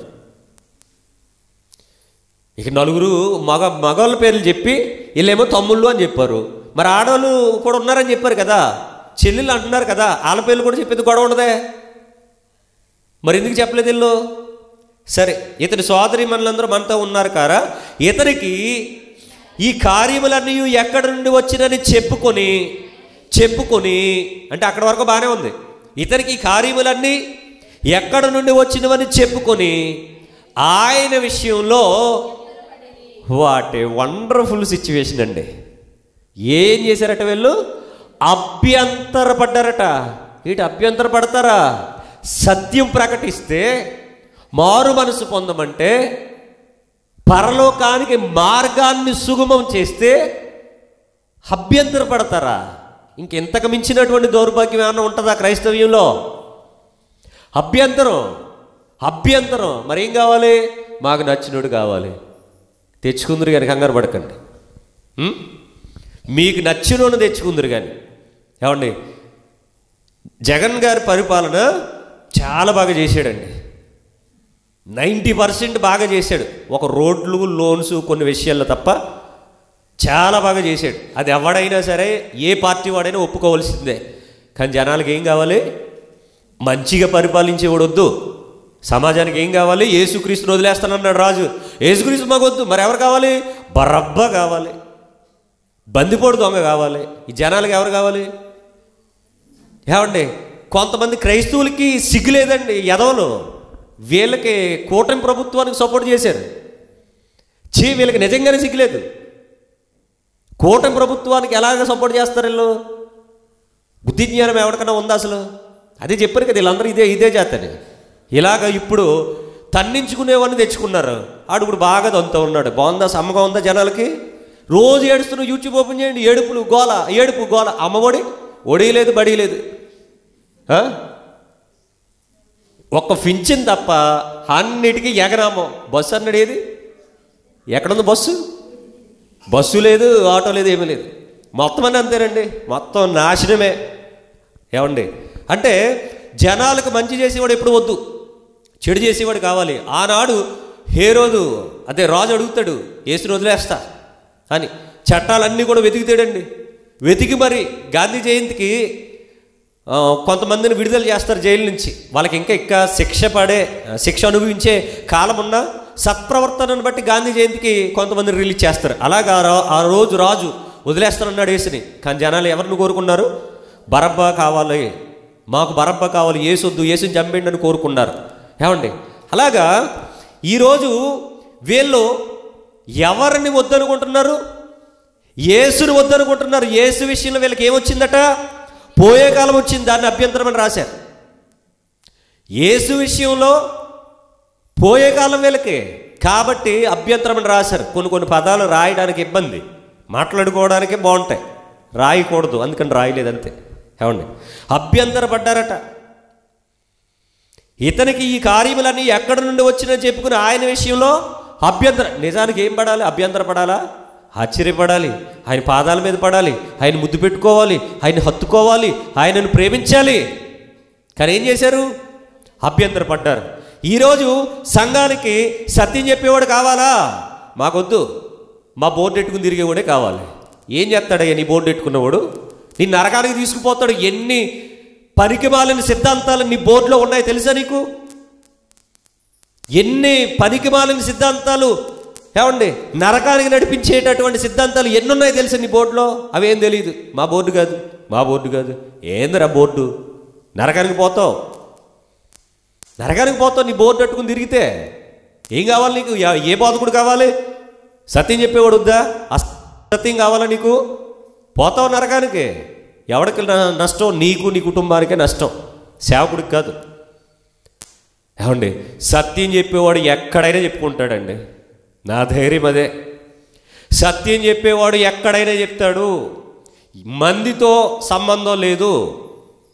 మంది మఠానికి చెడిపోయినోడు ఆ 10 మందిలో ఉంటే 10 మందిని చెడగొడతాడు తప్ప వాళ్ళని రక్షించడు. మందితో సంబంధం లేదు నాకు. ఎక్కడ 2-3 ఉంటే అక్కడ నేను ఉంటానని ప్రభువు చెప్పారు. ఆ 2-3తోనే నిన్న సెమినార్లో వాక్యం చెప్పాను. మానేశారు. నాకేంటి? చుట్టాలు ఇంటికి పోతారో, పనికి పోతారో, ఎక్కడికి పోతారు, నాకు అవసరమా? ఏమండి, నాకేం అక్కర్లా. పోయేది మీరే. ఇంటి దగ్గర ఉండి ముగ్గులు ఎట్టుకుంటారో, గొడవలు ఎట్టుకుంటారో, ఇంకేం చేసుకుంటారో మీ ఇష్టం, నాకేం పర్లా. ఏమండి, దేవుడు నాకు ఛానల్ ఇచ్చాడు, నమ్మకంగా పనిచేసే తమ్ముని ఇచ్చాడు. ఎవ్వరు లేకపోయినా సరే సత్యాన్ని యూట్యూబ్లో చెప్పి అందరికీ పంపిస్తా. నాకేం భయం లేదండి. మీ కానుకల మీద నేను ఆధారపడి బతకట్లా. అసలు మీరేసే కానుక పెట్రోల్ ఖర్చు కూడా రాదు. అది మీరేదో మేము కారుగేసేస్తున్నాం, మేము పోషించేస్తున్నాం అనుకుంటున్నారు. ఏం కాదు. ఏమండి, నేను ఎవరి దగ్గర పనుండి కాదు. ఇది మొట్టమొదటి మీరు గమనించండి. నేను పరలోకపు తండ్రి యేసయ్య దగ్గరే మాత్రమే పనుండి. మీకు అసలు పనుండి కాదు నేను. ఏమండి, ప్రభువు అరట పరలోకానికి మార్గాన్ని సరళం చేస్తే వీళ్ళు ఆ మార్గంలో పయనించడం మానేసి వచ్చి అభ్యంతర పడతారా? సిగ్గులేదు? వీళ్ళు ఏం తింటున్నారు? వీళ్ళు గడ్డి తింటున్నారా? ఇంకేమైనా తింటున్నారా? పెంట తింటున్నారా? వీళ్ళు అభ్యంతర పడతారా ఆయన విషయంలో? అసలు ఈ రోజండి ఈ సత్యానికి ఎంతమంది క్రైస్తవులకు అభ్యంతరాలు వచ్చాయి తెలుసా? ఎంతోమంది సేవకులకు అభ్యంతరాలు వచ్చేసాయి. ఒకానొక రోజు ఏమండి, ఎవరైనా నేను పిలుస్తానేమో పరిగెట్టుకొచ్చేద్దామని చూసేవారు, పిలిస్తే పరిగెట్టుకుని వద్దామని చూసేవారు. ఇప్పుడు పారిపోతున్నారు. ఎందుకు అంటే అభ్యంతరం. సత్యాన్ని అంగీకరించడం వీళ్ళు. ఎందుకంటే వీళ్ళు నరకానికి నిర్ణయించబడిన తర్వాత సత్యం ఎలా అంగీకరిస్తారు? అందుకని అభ్యంతరం. సెమినార్కి పిలవలేదు అనుకుంటున్నారే మీరు? చాలామందిని పిలుస్తాను కానీ రారు. ఎందుకంటే నా దగ్గర పిచ్చి పిచ్చి ప్రసంగాలు చేస్తే కుదరదు. చూస్తారు యూట్యూబ్లో వీడియోలు అన్నీని. వీళ్ళ సంఘానికి వెళ్ళి ఏది పడితే అది మాట్లాడితే కుదరదు, నా తోలు తీసి ఎండగడతాడు ఈయన అని మొత్తానికి రావట్లా. నాకేమి ఇబ్బంది లేదుగా. ఏమండి, ఇక్కడ అభ్యంతర పడ్డారట. అభ్యంతర పడితే, దేవుని విషయంలో అభ్యంతర పడితే, యేసుక్రీస్తు విషయంలో అభ్యంతర పడితే పరలోకం ఎలా వస్తుందా? రాదుగాక రాదు. మనకున్నాయి అభ్యంతరాలు. అందుకే మీకు చాలా సార్లు చెప్తున్నా, మీకు ఏదైనా డౌట్స్ ఉండి నన్ను అడిగండి. గొట్టంగానే ఎవరిని అడగండి, నన్ను అడగండి. ఎందుకు? మీకు వాక్యం చెప్పింది నేను. మీకు ఏదన్నా డౌట్ వస్తే క్లారిఫై చేయాల్సింది నేను. మ్యాథ్స్ టీచరు లెక్క బోర్డు మీద చేస్తే మ్యాథ్స్లో మీకు డౌట్ వస్తే హిందీ మాస్టర్ని అడిగితే ఆడేం చెప్తాడు? సైన్స్ మాస్టర్ని అడిగితే ఆడేం చెప్తాడు? ఇంగ్లీష్ మాస్టర్ని అడిగితే ఆడేం చెప్తాడు? అందుకనే మీకు ఏదన్నా డౌట్ వస్తే మీకు సంఘ కాపరిగా నేనున్నా, నన్ను అడగండి, నేను చెప్తాను. మీకు ఏదన్నా అర్థం కాని విషయాలు, అభ్యంతరకరమైన విషయాలు ఉంటే నన్ను అడిగండి, నాతో డైరెక్ట్ మాట్లాడండి. టెక్స్ట్ మెసేజ్ పెట్టండి, వాట్సాప్ మెసేజ్ పెట్టండి, కాల్ చేయండి. మీ ఇంటికి రమ్మని అడగండి, వస్తా. లేకపోతే మా ఇంటికి వచ్చేయండి, ఎనీ టైం మాట్లాడేసుకుందాం. మీ ఆఫరింగ్ ఎవడెవడు, ఏ సేవకుడెవడు ఆడేం చెప్తాడంటే చెప్పలేక శాపనార్థాలు పెడతాడు. ఏం శాపనార్థాలు? సేవకుని ప్రశ్నలు వేయకూడదు, నరకానికి వెళ్ళిపోతారు అంటే తప్పించుకోవడానికి అదే సులువైన మార్గం. నేను అలా చెప్పను. మీకు ఎనీ డౌట్ బైబిల్లో ఉన్నా క్లారిఫై చేయడానికి నేను ఎప్పుడు ready, ever ready, day and night. మీదే లేట్. అభ్యంతరాలు వద్దు. అభ్యంతరాలు పెట్టుకుని దేవుని నమ్మద్దు. ఏమోనండి మీరేమో ఒకడని చెప్తున్నారు, చచ్చిపోతారు, పైన ముగ్గురు ఉంటారేమో, నేను క్లారిఫై చేశారు. మరి వచ్చారా? రాలేదు. ఆ వీడియో ఎప్పుడు పెడతాను తెలియదు. ఆ వీడియోలో బిట్ ఎప్పుడు ఉంటుందో తెలియదు. మీరు కాన్సన్ట్రేషన్ వినేస్తారా, చూసేస్తారంటే చూడండి. నాకు తెలుసు కదా మీ గురించి. పరిగమాలి అన్నీ చూస్తారు కానీ ఫోన్లో వాక్యం మాత్రం చూడరు. వాక్యాలు చూస్తారు, ఫేమస్ ఉన్నారుగా వాళ్ళే చూస్తారు. మనం ఎందుకు చూస్తాం? మన ఇంట్లో మనం ఎందుకు పట్టించుకుంటామండి? అసలు మనం పట్టించుకోకూడదు. నియమానికి విరుద్ధం అది, మనం పట్టించేసుకుంటే. కాబట్టి అభ్యంతర పడ్డారట. ఇప్పుడు ప్రభువారు చెప్తున్నారు చూడండి, 57 వచనం. అయితే యేసు ప్రవక్త కోసం ఎందుకు చెప్తున్నాడు ఆయన? యేసుక్రీస్తు వారు ఎవరు? ప్రవక్తే. ప్రవక్త తన దేశములోను తన ఇంటను తప్ప మరి ఎక్కడైనను ఘనహీనుడు కాడని వారితో చెప్పెను. యేసువారు చెప్తున్నారు ప్రవక్త. ఆ రోజు ప్రవక్త అంటే ఆయన కోసం ఆయన చెప్తూ ఉన్నారు. ఏం చెప్తూ ఉన్నారంటే తన దేశములో తన ఇంటను తప్ప. ఇప్పుడు తన ఊరు, తను పుట్టి పెరిగిన ఊరు, తను ఉంటున్న ఊరు, తను చెబుతున్న సంఘం, తన బంధువులు, తన రక్త సంబంధికులు, తన స్నేహితులు, తను ఎవరి కోసమైతే అహర్నిశలు శ్రమ పడుతున్నాడో, ఎవరి కోసమైతే ఎవరిని రక్షించడానికి ప్రయాసపడుతున్నాడో వారి మధ్య తప్ప మరి ఎక్కడ కూడా తక్కువ కాదట. ఎక్కడైనా హీరోనే వాళ్ళ దగ్గర. ఎందుకని? చీప్ అండి, ఫ్రీగా వచ్చేదానికి విలువ ఉండదు. జగన్ గారి విషయాలు అదే చేశారు. ఆయన అన్నీ ఫ్రీగా ఇచ్చాడు కాబట్టి విలువ ఇవ్వలేదు. ఏమండి, కూటమి ప్రభుత్వం కూడా ఫ్రీ అనే ప్రకటించింది. ఫ్రీ అని ప్రకటించి ఇసుక ఫ్రీ అని చెప్పి 1400 కట్టండి అన్నది. ఫ్రీయా? ఒరే 1400 కడితే ఫ్రీ అది? మళ్ళీ ఏం చెప్పారు? ఇసుక ఫ్రీయే. ఆ గోదావరిలో ఇసుక ఫ్రీయే. మరి నీ ఇంటికి రావాలంటే ట్రాక్టర్ రావాలా, లారీ రావాలా? ఆ ట్రాక్టర్లో లారీలో డీజిల్ కొట్టించాలా? లోడ్ చేయడానికి అక్కడ ఒక జేసీబీ ఉండాలా, డ్రైవర్ ఉండాలా, ఆ లోడ్ చేసి దాంట్లో పెట్రోల్ పోయాలా, డీజిల్ పోయాలా, ఆ ట్రాక్టర్ ఓనర్కి లేదా ఆ వెహికల్ లారీ ఓనర్కి కిరాయి ఇవ్వాలా, వాళ్ళ ఇంటి కట్టుకొచ్చి దింపాలా. మరి దీని డబ్బులు అవ్వండి. ఇసుక ఫ్రీయా? ఇసుక ఫ్రీ అని మనకు తెలియదేటి. గాలి ఫ్రీ, నీరు ఫ్రీ, తెలీదా? ఇవన్నీ ఫ్రీయే. దేవుడు ఇచ్చాడు. నువ్వెవడం పెట్టి ఫ్రీగాను? నువ్వెవడం పెట్టి ఫ్రీగా? దేవుడు ఎప్పుడో ఇచ్చేసాడు ఫ్రీగా. పంచభూతాలను ఫ్రీగానే అనుభవించమని ఇచ్చాడు. మరి ఇంక దేనికి డబ్బులు? వీటిలు గట్ట అట్లకి డబ్బులా? మరి ఫ్రీ అని ఎందుకు చెప్పా ముందు? బస్సు ఫ్రీయే, డ్రైవర్కి జీతం ఎవడేస్తాడు? డీజిల్కి డబ్బులు ఎవడేస్తాడు? కాబట్టి బస్సుకి టికెట్ ఇవ్వండి, అది ఫ్రీ బస్ అంటే. అలాగా ఏమండి? ఇక్కడ ప్రభు చెప్తూ ఎక్కడైనా బయట ఎక్కడైనా హీరోయిన్ అట, ప్రవక్త అంటే అప్పుడు ప్రవక్త అని చెప్పాడు ఆయన. అప్పుడు ప్రవక్త అని చెప్పాడు. అది సత్యం ప్రకటించే సేవకుడు ఎవరైనా సరే ఏమండి, తన దేశములోను తన ఇంటను తప్ప మరి ఎక్కడైనానో ఘనహీనుడు కాడు, అంటే గొప్పవాడే. అందుకే మీకు చాలాసార్లు చెప్పాను, మీకు చెప్పిన వాక్యాలు ఇంకెక్కడ చెప్పలేదండి. వాళ్ళకి మీకు చెప్పిన దాంట్లో పావువంతు కూడా కాదు, జస్ట్ ఇంత చెప్పేసరికి వాళ్ళు ఎలా అయిపోతున్నారు అంటే వాళ్ళ ఆనందానికి అవధులు లేవు, వాళ్ళ ప్రేమకు అవధులు లేవు. ఏమండి, వాళ్ళని అసలు పట్టుకోలేకపోతున్నాం. ఏంటి మాకు ఇంత వాక్యం దేవుడు తెలియజేశాడు అని. కానీ మనకెలా ఉంటుంది? మన మీద లారీలు ఎక్కిరిపోతున్నా మనకేమనిపించదు. దేవుని గురించి ఎన్ని గొప్ప సంగతులు చెప్పినా మనకేమనిపించదు. ఎందుకంటే జీవించుచున్నామన్న పేరు మాత్రం ఉన్నదే. తర్వాత మీరు ఫిల్ చేసుకోండి. రైట్. మరి ఎక్కడైనాను ఘనహీనుడు కాడని వారితో చెప్పాను. 58 వారి అవిశ్వాసమును బట్టి ఆయన అక్కడ అనేకమైన అద్భుతములు చేయలేదు. వారి అవిశ్వాసమును బట్టి ఆయన అక్కడ అనేకమైన అద్భుతములు చేయలేదు. ఎందుకు చేయలేదు? అవిశ్వాసమును బట్టి. ముందు చెప్పాను ఆయన అక్కడ ఏం చేయలేదు, జస్ట్ వాక్యమే చెప్పాడు అని. కానీ ఆయన వేరే చోట్ల చేసినవన్నీ కూడా వీళ్ళు విన్నారు, తెలుసుకున్నారు, అన్నీ విన్నారు, తెలుసుకున్నారు.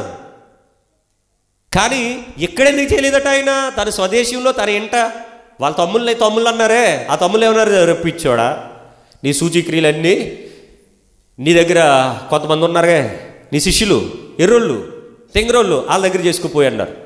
ఎవరిని అంటే తన ఇంట ఆయనకి ఏం లేదు, గౌరవం లేదు, మర్యాద లేదు. ఇంకేమన్నారు? పిచ్చోడండి, పిచ్చోడా, పిచ్చోడండి. ఇంకేమన్నారు? దెయ్యం పట్టినోడండి. ఎవరన్నారు ఈ మాటలన్నీ? బయటోళ్ళు ఎవరేమంటారు? బయటోడు నోరెత్తరండి, బయటోడికి సంబంధం లేదండి, బయటోడు మాట్లాడండి. ఎవరు మాట్లాడతారు? ఇంట్లో వాళ్ళే మాట్లాడతారు, ఇంట్లో వాళ్ళే మాట్లాడతారు.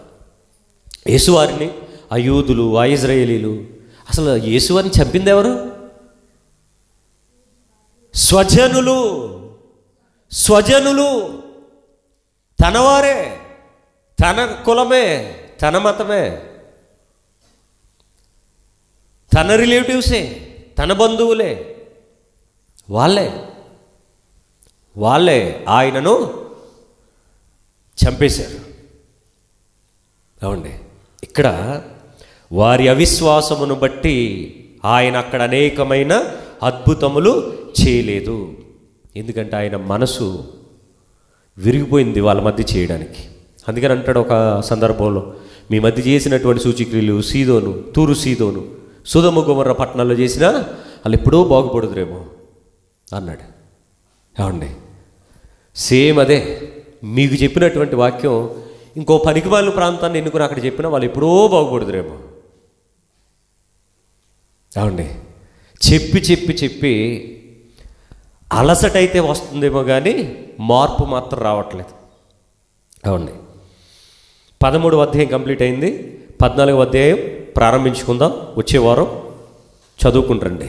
ఒక పెద్ద ఆయన ఏం చెప్పారంటే, మీరు ఈ గ్రామానికి వచ్చారండి, గ్రామం మారుతుందేమో అనుకున్నాం, సుమారుగా 6 సంవత్సరాలు అవుతుంది, ఇంతకు ముందు కంటే ఇంకా ఎక్కువగా చెడిపోయారని చెప్పాడు. అంటే లోపం ఎక్కడుంది, నాలోనా మీలోనా? ఇంతకు ముందు కంటే ఎక్కువగా చెడిపోయారు. ఇంతకుముందు చదువుకున్న వాళ్ళు పాస్టర్ గారు లేరు, మీ అంత జ్ఞానం ఎవరికి లేదు, తెలియదు. ఏదో అలాగా గడిచిపోయేది, ఏదో అలా చెప్పుకుంటూ వెళ్ళిపోయేవారు. కానీ మీరు వచ్చిన తర్వాత చాలా విషయాలు అసలు ఎవ్వరికి తెలియనటువంటి సంగతులు ఎన్నెన్నో చెప్పారు. ఇవన్నీ విన్న తర్వాత అందరూ కూడా ఎలా ఉన్నా మీ సంఘం, మీ స్థానిక సంఘమే ఇంకా బాగా డెవలప్ అవుతుందేమో అనుకున్న వాక్యంలో, కానీ ఇంకా ఇంకా ఇంకా రోజు రోజుకి చెడిపోతూ ఉన్నారు అని చెప్పారు. అంటే ఇక్కడ వాక్యం చెప్పడం వల్ల ప్రయోజనం జరుగుతుందా అని నేను అనుకోవడం లేదు.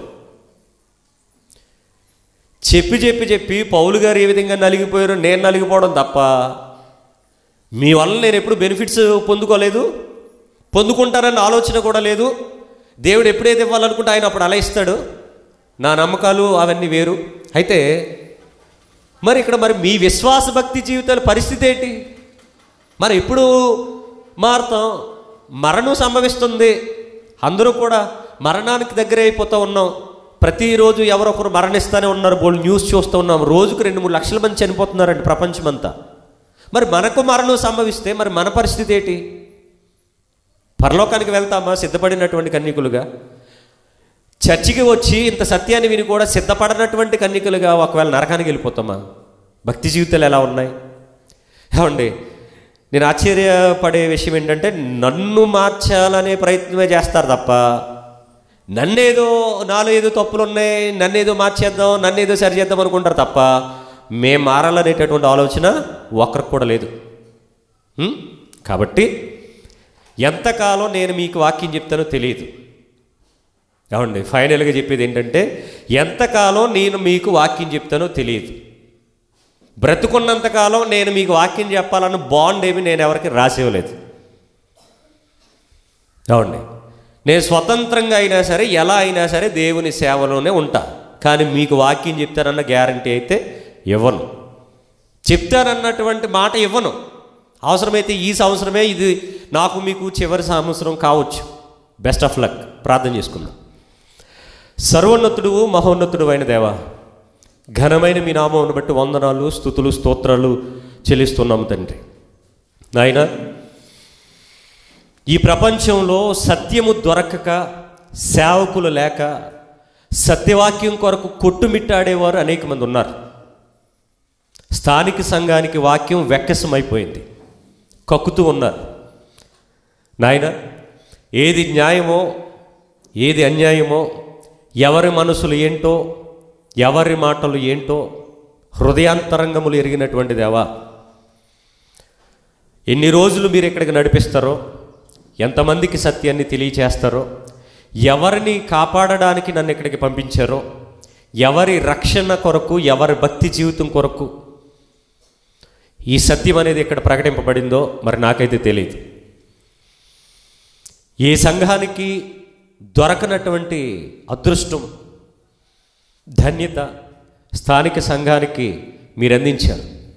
సిద్ధపడిన కన్యకులుగా ఉంటామా, సిద్ధపడని కన్యకులుగా ఉంటామా, నిందలు మోపేవారుగా ఉంటామా, సత్యాన్ని అంగీకరించేవారుగా ఉంటామా, సన్మార్గంలో నడుచుకుంటామా, దుర్మార్గులుగా ఉంటామా అనేది ఎవరికి వారికే విడిచిపెడతా ఉన్నా.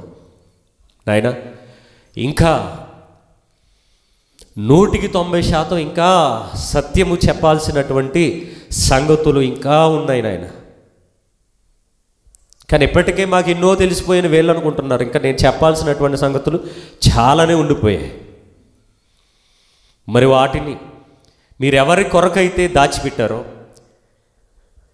ఎవరి నిమిత్తమైతే నాయన నన్ను ఉంచారో, మీ కార్యము సఫలము చేయండి. విత్తబడినటువంటి వాక్యం నిష్ప్రయోజనం కాకుండా ఎవరికైతే అవసరమో వాళ్ళలో ఫలింపచేయమని కోరుతూ ప్రభు అయిన యేసుక్రీస్తు వారికి ఈ ప్రార్థన సమర్పించి వేడుకొని ఆడుచున్నాను. ఆమేన్.